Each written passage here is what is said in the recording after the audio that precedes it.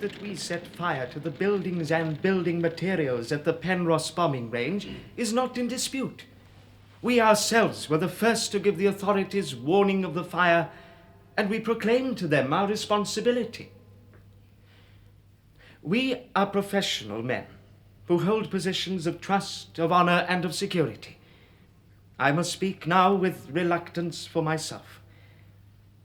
I profess the literature of Wales in the University College of Wales at Swansea. That is my professional duty. It is my pride and delight. Welsh literature is one of the great literatures of Europe.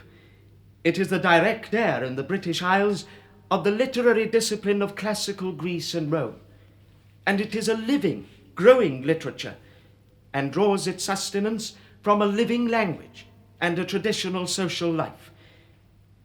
It was my sense of the inestimable value of this tremendous heirloom of the Welsh nation that first led me from purely literary work to public affairs and to the establishment of the Welsh Nationalist Party.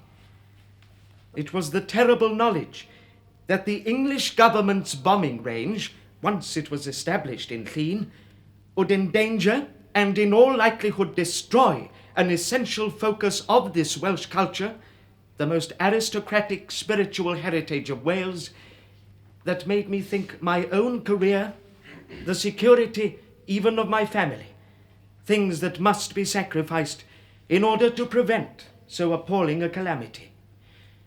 For in the university lecture rooms, I have not professed a dead literature of antiquarian interest. I have professed the living literature of this nation, so that this literature has claims on me as a man as well as a teacher.